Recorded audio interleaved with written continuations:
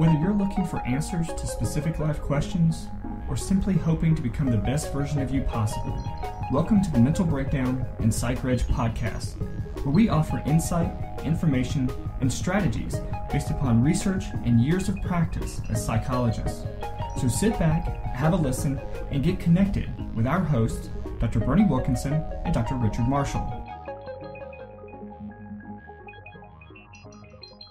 On yesterday's podcast, we talked about strategies for, shifting your perspective from looking at bad behavior or behavior that we don't like in our children, from looking at that as a skilled, as an intentional behavior, right, as just problematic behavior, and shifting over to looking at it as a skill deficit that right, the child maybe just can't do what we need them to do. Years ago there was I think it was Stanley Greenspan. He had a developmental pediatrics clinic, I believe, in New Jersey, and he came up back in the 70s.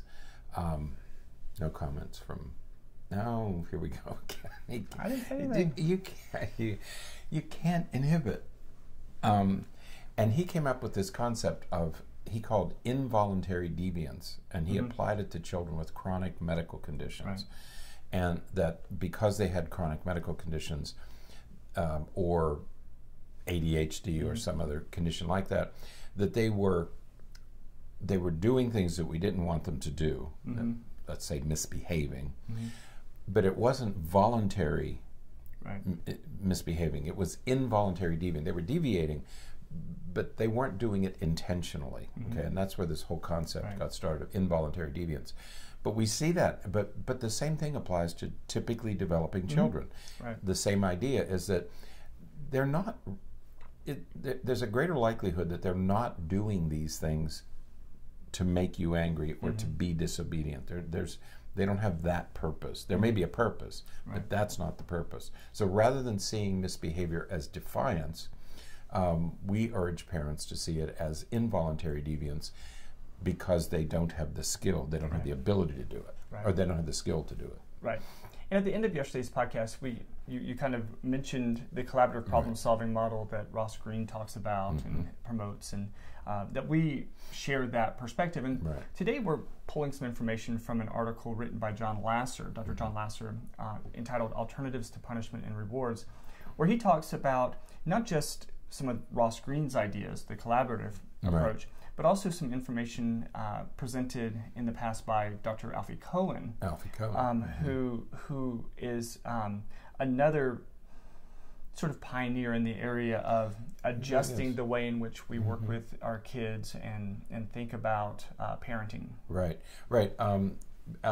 Alfie Cohen takes this from a parenting perspective, and when he was beginning to raise his own children, he was troubled by this whole concept of reward and punishment. So he did a considerable amount of very impressive research looking through the literature. And what he found was that the reward and punish, reward kids for their good behavior and punish them for their bad behavior, didn't work so well. And what he discovered, and the most fascinating thing to me as I don't like to consider myself a scholar, but it was scholarly work,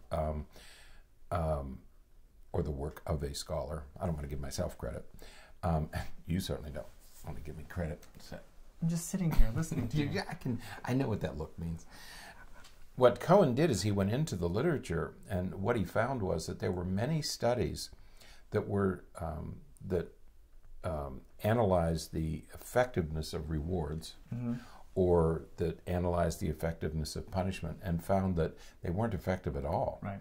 There were many studies that have been published that demonstrate efficacy, that demonstrate that these are effective. But there are many other studies that demonstrate that it doesn't always work, and it may not be the best way to deal with a particular child.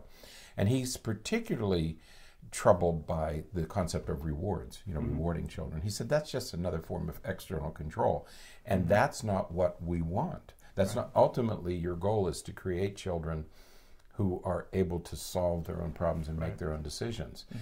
But if you keep all the control, and we've talked about control all week, if you keep all the control, your children never have the opportunity to learn how to do it themselves. Right. And where those discrepancies seem to be most evident. The discrepancy between articles and researchers that find that reward and punish can be beneficial, and then those who say that it's not. Isn't the difference between those two pools of articles tends to be in the area of generalizability and consistency. And that is, if you have a child who's doing something wrong and you punish that child, it may stop that behavior right then. Right. Thereby, by definition, it was successful in stopping that behavior. Right. Absolutely. However, if you put the child in that same situation again, what is the likelihood that that child's going to engage in that behavior the next time? And what the research suggests is, trying to change that behavior through punishment doesn't generalize. It doesn't suggest that the next time the child's in that situation that he won't do that behavior. Right. We think about, I think one of the easiest examples is when you go to the store. You go to the store, you go to the grocery store, and your child asks for candy when they're leaving. You may punish the child. You may say, no, you're not going to get any candy. You may, pat their hand. You may do all kinds of different things to punish the child for crying or acting out for asking for the candy. But what's going to happen the next time you go to the grocery store? They're going to ask for candy again. Right. Your punishment, it may have stopped the behavior at that moment, but it didn't result in a long-lasting change in behavior. So that's where we have that difference, and why Alfie Cohen and many others have looked at these issues of reward and punish to find that it just doesn't sustain. It's just not effective in really accomplishing what we want to accomplish. But since the 1960s at least, and probably before that, so what? Wow, 50 years, 60 years.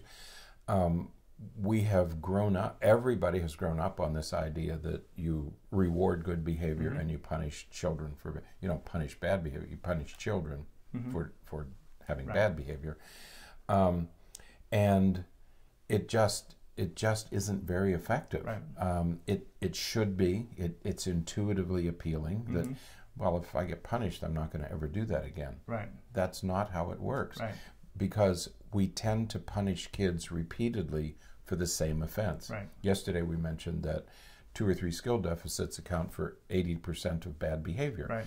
That's what we're talking about here, is that you tend to punish your children for doing the same things. And how many times do parents come in and say, I've told them 1,000 times. Of course you have.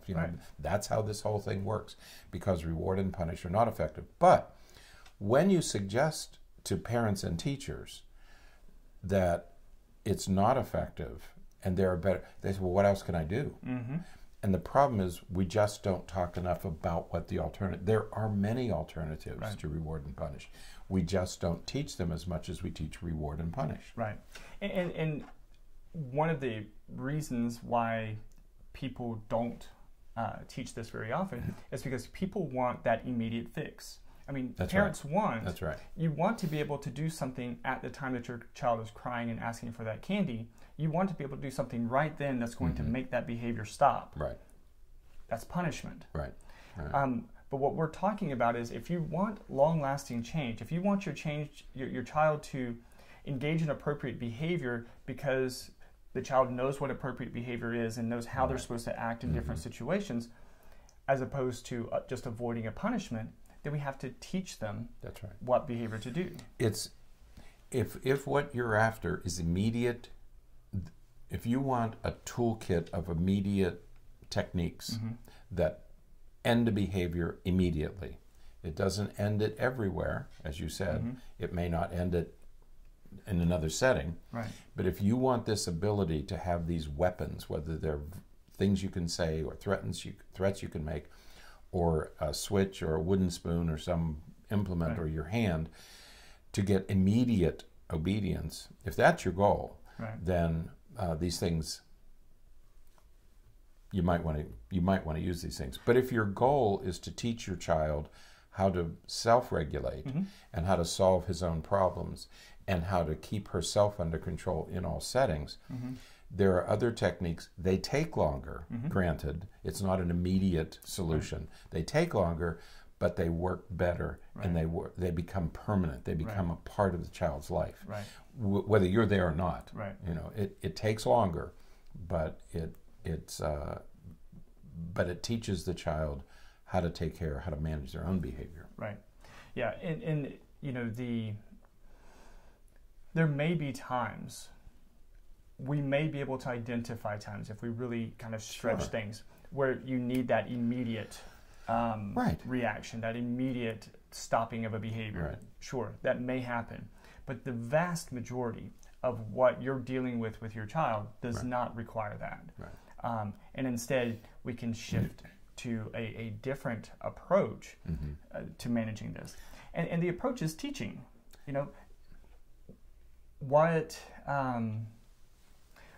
you said this a minute ago.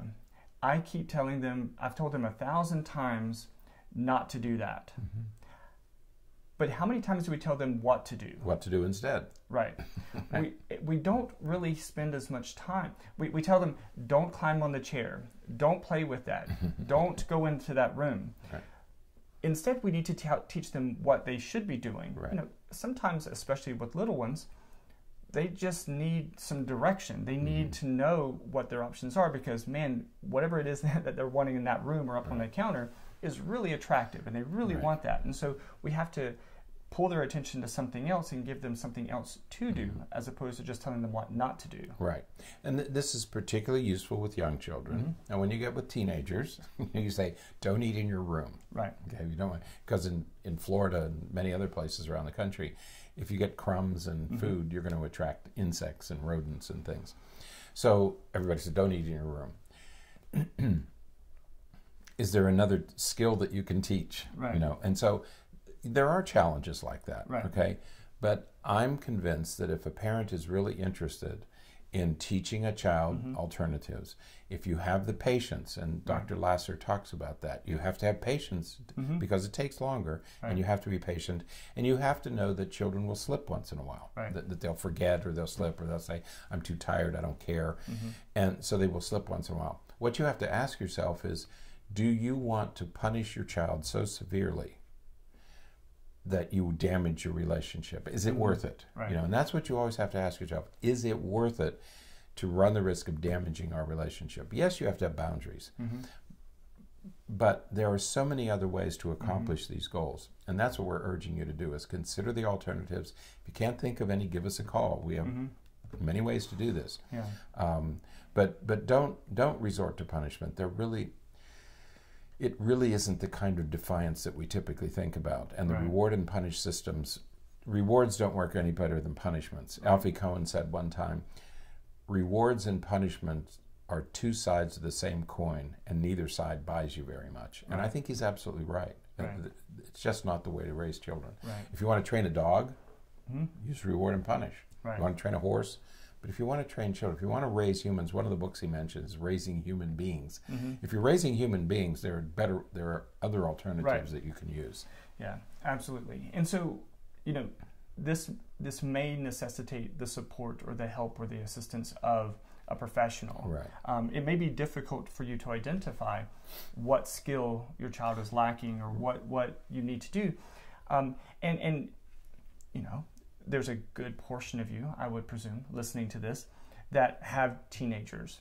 Well, if you've managed your child for 14 years, 15 years in the reward-punishment system, and now you're going to try to shift to collaborative, it's going to be difficult. You know, it would be difficult to shift to any other approach.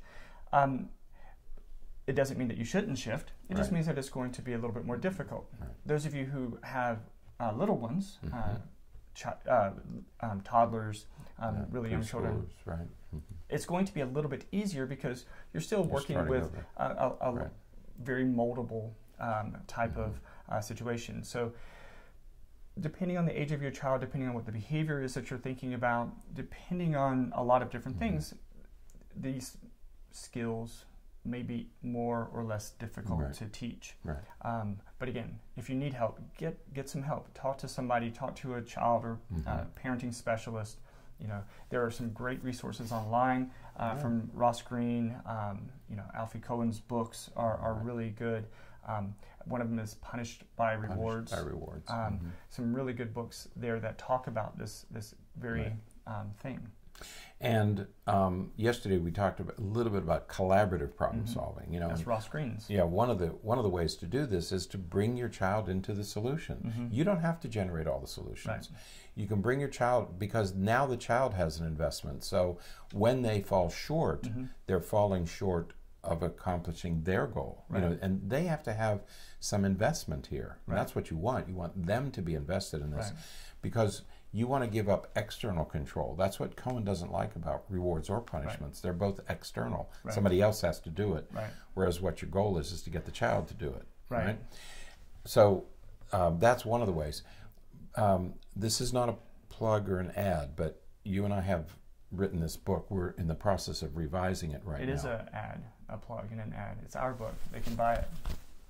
Raising an Emotionally Healthy Child. So blatantly materialistic, self-serving.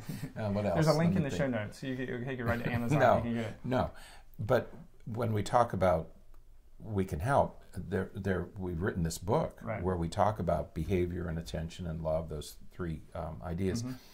And we repeat throughout that book that you teach to teach rather than to punish. Okay, it's a theme throughout the book, and so there are resources like that, including our own. Now we're just about finished with the revision. We should be done soon. Part 3.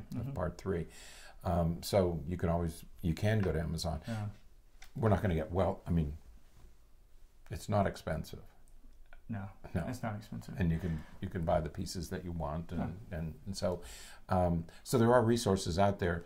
If you're interested in making the transition from reward and punish, which most parents know, they'll come in and say nothing works. What they mean is reward and punish doesn't work. There are other ways that we can talk to you about it, or you can read this book. Get the book and look at it. If you see something you like and want to try it, go ahead. If you have questions, give us a call. Yeah, and one of the things to mention, because this is a question that people often ask. Avoiding reward and punishment does not necessarily mean that there's not a consequence. Consequences are different than reward and punish. Consequences are just what happens after a behavior. Okay? And so just a super quick example to demonstrate what we're talking about. If your child needs to be doing his homework and he's playing video games instead, and you can't get him to stop his video games to do his homework, and this is a problem repeatedly, we're not talking about a problem with video game addiction.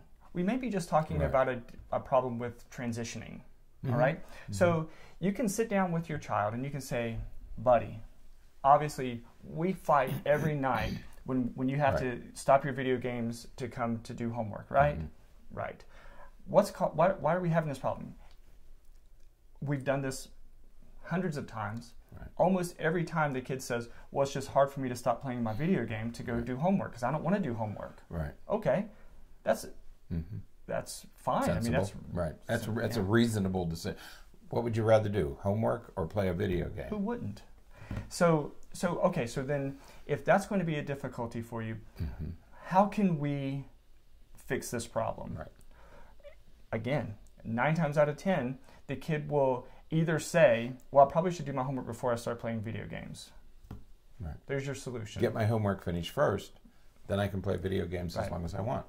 Now, some kids will say, well, I could play my video games for just 30 minutes, and then when the timer goes off, then I can go do my homework. Okay, so that may be a solution as well. We can try both of those or either one of those. And then, again, in this collaborative model, you say, all right, so let's think about what could happen. Let's say that you're playing video games and 30 minutes is up, and I come in and I say, hey, buddy, your 30 minutes is about up. It's about time to get off. And you don't want to. What should happen then? Well, what should we do? What should we do? How do we solve that problem? And again, 9 times out of 10, 99 times out of 100, they'll say, well, then that would mean that probably doesn't work, and so we'll have to do the change to the other one where I do my homework before. It works very consistently. It's just a matter of sitting down and having a conversation. as the parent, you're getting exactly what you want, which is your kid doing his homework. That's your goal. That's your goal. Right. And you want your child to become a problem solver. Right. Okay. And just think of that. If you start early with this collaborative problem solving, by the time they get to elementary and middle school, they're becoming very good at problem solving. Right. It's something they've grown, they're accustomed to it, and they know you respect their opinion, right. and they know that they can trust you and that you're going to work together, right. and that you'll listen to them. All the things that you really want. Right. If you rely on punishments, right. by the time they get to late elementary, middle school, and especially high school, the punishments have to become so dire, and actually they challenge you. So, okay, what are you going to do now? I mean, what's enough of a punishment? How are you going to make me do my homework? Right.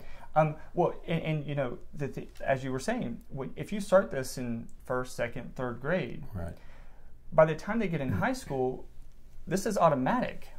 And so, you know, again, thinking about those situations where by the time they're 12 years old and they're able to stay home alone, right. or they come home from school and they're home alone by themselves for a little right. while, they have created the awareness and understanding to where they're getting their homework done before you get home. You don't have to be there. You don't even have to be there to monitor and make sure they're doing it. That's right. And so because they've learned that this is the best way to function. Right. For me to get all the things I need to get done, this is what I do.